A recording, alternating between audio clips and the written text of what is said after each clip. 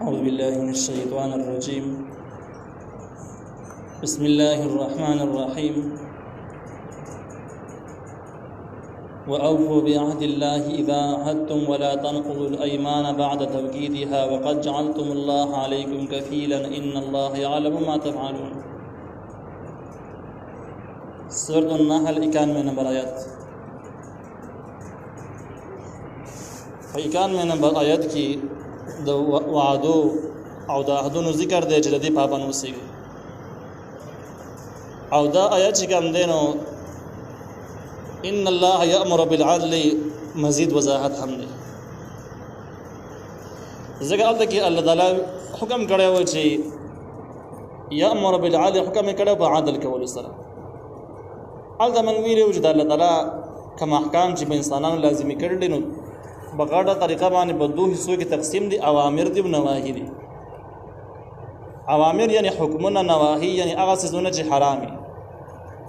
نو دې ځای کې حکمونه ذکر شروع شو. دغه اوامرونه یو وعدي پابندي ده. الله تعالی وايي واوفوا، تاسو پرواله کوئ بعهد الله، د الله تعالی په وعدو باندې. د وعدو نسبت الله تعالی ته کړی دی. د دې وجه نه چې دا وعده دوه قسمه دي، یو شرعي وعده دي او غیر شرعي وعده دي. نو د غیر شرعي وعدو پوره کول ناجایز یا نه پوره کې، کوم وعده دي شرعي دي دا پوره کول فرض عین دي. لکه سړی په جهالت په زمانہ کې د جاهل خلکو سره دوستانه یو د قتل او د خونریزۍ او د ګناهونو وعده دی یو بل سره یي، او ورته کله پته ولګي چې د اوس مسلمانۍ چې کوم دا نو مسلمان یم او په اسلام کې داسې ځونه من دي، نو دغه وعده پوره کول تماني حرام دي، ناجایز. نبی عهد الله کی هغه وعدو ته اشاره شو چې کوم شرعي وعده. اذا عهدتم، هر کله چې تاسو وعده وکړي. وعده کول دا په دوه قسمه دي. یو ته عمومي وعده ویل کېږي، عهد عمومي عهد. یو ته خصوصي عهد ویل کېږي. خصوصي عهد دا چې یو کار په ځان باندې لازم وګرځي، دا په ځکه خامخا کوم، دا عهد شو. او خصوصي عهد شو. دویم عمومي عهد دی چې تر دغه څیز نوم په خپله نه دی اخیستی، لیکن تا داسې اقرار کړی دی، دغه اقرار نه په خپله باندې تا باندې لازم شوی دی. لکه سړی اقرار وکړو د لا اله الا الله، اقرار یې وکړو چې لا اله الا الله محمد رسول الله، چې احکام د الله تعالی منم او د نبی علیه السلام په طریقه باندې به منم. نو دې اقرار کې اگر چې د نه دی ویلي زه به مونځ کوم، د نه دی ویلي زه به روژه نیسم، او د نه دی ویلي زکات به ورکوم، لیکن دغه اقرار نه وروسته عمومي ته په دې وعدو کې دا وعدې پکې راغلې چې اوس به مونځ هم کوې، روژه به هم نیسې، حج زکات د ټولو په پابند اوسېږي، ټولو ناجایزو نه به ځان بچ کړې. نو اگر که د دې اقرار خصوصي ته نه دی کړی، خو عمومي اقرار کې ته راغلی دی. نو عهد دوه قسمه شو، یو عمومي شو بل خصوصي شو. بیا چې کوم خصوصي عقد دی د دې کې کله به د دې سره قسم هم شوی او په دې کې به الله تعالی هم ګواه ګرځېدلی، او کله به داسې چې دا خصوصي عهد کې به د الله قسم باندې شوی، الله تعالی به ګواه شوی نه. لیکن دا ټول چې کوم دی نه د دې عملي کول لازمي او ضروري دي. نو الله تعالی وی ولا تنقضوا الايمان، تاسو مه ماتوي قسمونه. دا دغه عهدونو ذکر دی چې کوم سره قسمونه هم شوي بعد توکیدها، ورسره مضبوطوالی د هغې نه. هغه قسمونه تاسو هغه وعده تاسو به قسمونه کړي د مضبوطولو دپاره، نو هغه وعدې ماتوئ مو، قسمونه ماتوئ مو. وقد جعلتم الله علیکم کفیلا، یقینا تاسو ګرځولې د الله تعالی په دغه علیکم په خپل ځان باندې کفیلا ذمہوار. یعنی ذمہوار په معنا د کفیل په معنا د ګواه سره. تاسو الله تعالی په ځان ګواه کړی دی، قسم هم خوړلی دی چې دې خبرې په پابند اوسېږئ، نو اوس به یې خامخا پابند اوسېږئ. نو عهد شکني چې کوم دا حرام ناجایز دی. عهد پوره کول دا د لویو عباداتونه دي او ماتول د لویو جرایمونه دي. نبی علیہ السلام فرمایي چې د قیامت په ورځ باندې به چې کوم که سړی عهد شکني وعده کوي او نه پوره کوي، دغه سړی به شا کې به جنډه ولاړی، او دغه جنډه به د عهد شکنۍ دپاره یو اعلان وي چې د هغې په وجه په قیامت کې به ډېر زیات بد معلومیږي چې دا سړی په دنیا کې ټول عمر دوکې او غدارۍ کړې دي او د چا خپل د وعدې پابند پاتې شوی نه دی. نو چې کم کار کولی شي نو هغې به وعده کړي، او چې وعده یې وکړه نو بیا به پوره کړي، او چې کم کار نه شي کولی وعده یې مه کوه. خو عهد شکني وعده خلافي انتهایي لوی جرم دی. او دې مبارک به الله تعالی قیامت ورځ باندې خصوصي تاسو کوي چې تاسو کوم وعده کړی هغه ته پوره کړی دي که پوره کړی دي نه دي. نو ډېر کسان پېښو والا کسان د سې چې ډېر پېښې دي سي دي چې باقي خلک مستقل دروغ مستقل دوکي کوي، لیکن دا د ایمان لپاره لوی خطر ده. ان الله یقینا الله تعالی يعلم پویږي ما په هغه سمانه تفعلون چې تاسو کوي. تاسو به کارونه الله پویږي نو څه مطلب شي؟ که د وعدو پابند پاتې شوي الله تعالی به اجر درکړي، که مخالفت هم کو الله تعالی به سزا درکړي، ځکه الله د باندې خبر ده پویږي د باندې. ولا تكونوا كالتي نقضت غزلها من بعد قوة انكاثا. دا د قسمونو د ماتولو لپاره قسمونه ماتون کې وعده مخالفین خلاف ورزي کوون کې کسانو قباحت او کمزوري په یو مثال سره ذکر کیږي. چې دې مثال کې به اوس خبره ډېره واضح شي چې کوم کسان د وعدو پابند نه دي، قسمونه خوري او دغه پروا بیا نه کوي اعتمادي. نو دغه مثال د یوې لیونۍ ښځې په شان کې دی. داسې لیونۍ ښځه چې هغه د ودلو مهارت لري، یعنی کپړو جوړولو یا د قالینونو یا د صادرو جوړولو هغه مهارت چې کوم دی هغه زده دی، کوم چې پښتو کې جولاګری هم ویل کېږي، دغه هنر زده دی. لیکن دا ښځه لیونۍ ده، تارونه وغځي او بس کار شروع کی. تارونه چې کله وغځي مضبوطی کې کار شروع کی، کپڑا جوړای نو باندې کې دماغ کار کوي، د ټول تارونه وشو کوي گزاري است جوړ نشي. نو داسې حال د هغه چا د وعده وکي ابل ورزسته ماتي کړي، قسم وکي د قسم پروا نه کوي. نو دغه لیونۍ خزي ردی سړی یو حال یو شان چاري دی. نو الله تعالی ولا تکونو تاسو مکیږي کلتی پشان د هغه زنانا نقضت شاغه ماتي غزلها تارون خپل من بعد قوت رسد کلکوالنا انکاسن ټوټي ټوټي ا تارون وشو کې ټوټي ټوټي واچ. الله تعالی تتخذون ايمانكم دخلا بينكم، تاسو نسي قسمون خپل دوکا په منځ خپل کې دخل دا دوکې ته مل کېږي او دا مارب قرآن په معنا د فساد سره هم ذکر کړی دی. نو دې کې اشاره شو دې خبرې ده چې احد معاهده ماتول لوی جرم دی، بده کې شک نشته. لیکن د دین غټ جرم یو بل دی چې هغه دینم غټ جرم دی، هغه دسي دی چې سړی د وعده د پوره کولو سره په نیت شته نه او د مخ کې نه دروغ د ورنه کې نیول چې اسې وعده وسره کوم دوکا ور ورکوم او نور بیا عمل کوم نه او بده کې د قسم هم خوري قسم او مخ کې نه نه د قسم ز پوره کوم نه، دا ټول نه زیات جرم دی، دا وعده چې نه هم زیات قباحت ته جرم دی. انو الله تعالی وي تتخذون تاسو نسي آیا تاسو نسي ايمانكم قسمون خپل دخلن دوکا بینکم بخپل منځونو یو بل به دوکي ورکوي. او مارب قرآن وایي د دخلن په معنا د فساد سره دی چې تاسو نسي قسمون خپل دخلن سبب د فساد بینکم بخپل منځ کې. اوس د احد شکرینه اوس سم فساد راخوري څنګه فساد راخور شي. هغه کسان چې تاسو سره احد معاهده شوی ده او تر هغه احد مخالفت وکي خلاف ورزي وکي غداري وکي، هغه کس به تمام اعتماد ختم شي پاینده وختونو کې. او چې کله اعتماد ختم شي بیا د پښتو مشهور متل دی وای سړی مړ خي خو به اعتماد نه ښه.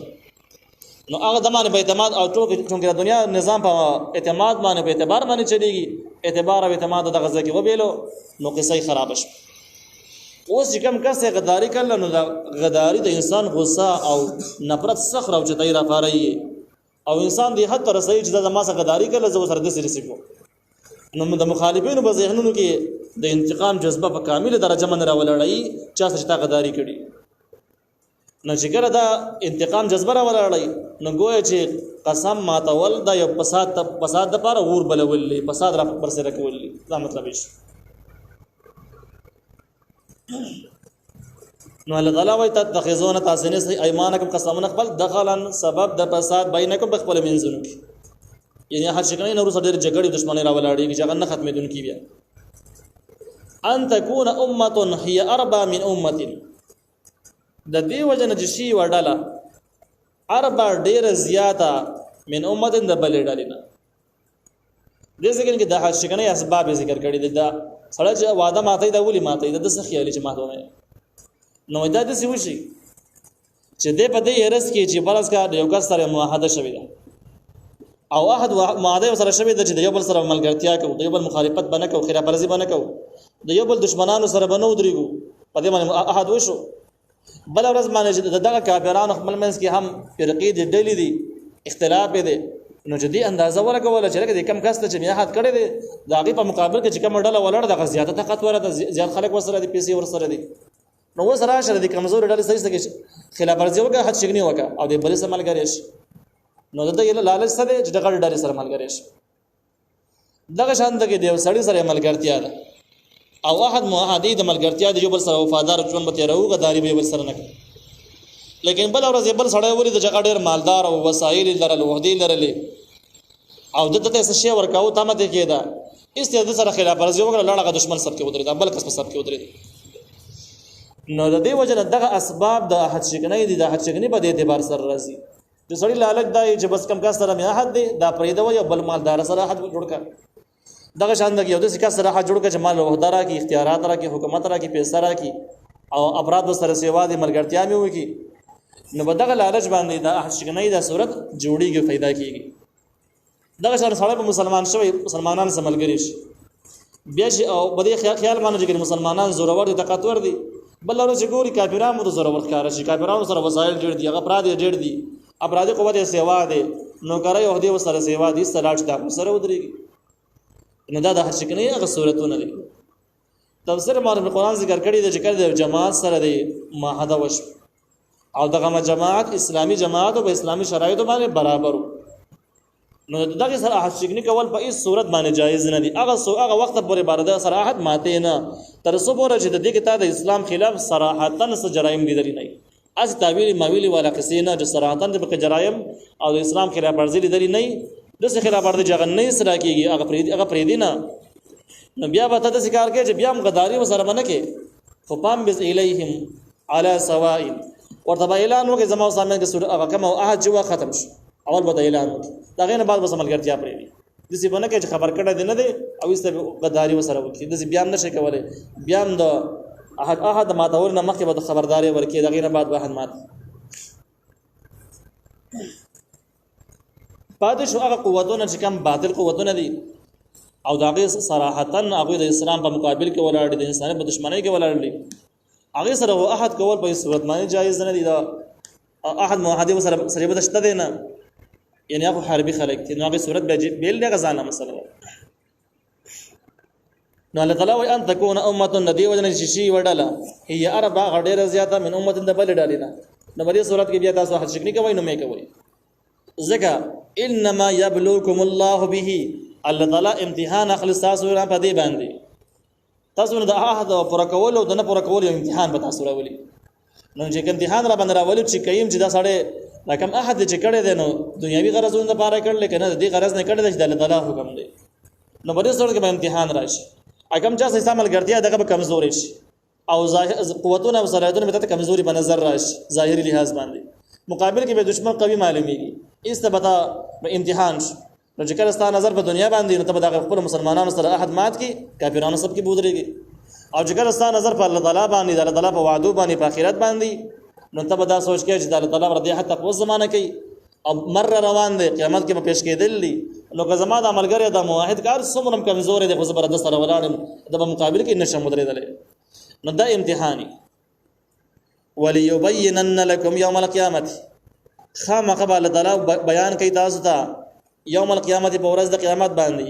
ما به هغه کارونه کې کنتم فی تختلفون تاسو په کې اختلاف کړ کوم مسائل کې تاسو په دنیا کې اختلاف جوړ کړی دا مسائل د الله تعالی حل کوي په قیامت کې اوس دې ځکه کې سوال دا دی چې تمام مسائل قرآن د حل لپاره راغی قرآن خو مسائل حل شو بیا قیامت کې ولې حل کېږي اته حل کول د ضرورت دی جواب دا دی چې حل د مسائل په دوه قسمه دی یو قولی لحاظ د سړی د تراشیو ورته وی چې دا مسله څنګه د تاسو دا سړی په حق ده په نه حق ده په سره د لوی د قولی په سره نو قرآن په دنیا کې قولی په سره تاسو کړی دي حق او باطل واضح کړی دي دیم چې کوم دی عملی په سره دا وایي چې ناجایز سزا ملاوي شي نه حق سړی ته او کوم چې په حق راکته پورا جزا پورا بدلا ورکړي شي نو قیامت چې دارالجزاء ده نو ورته کې نیکانو خلکو ته چې کوم په حق باندې ته پورا بدلا عملاً ورکړي شي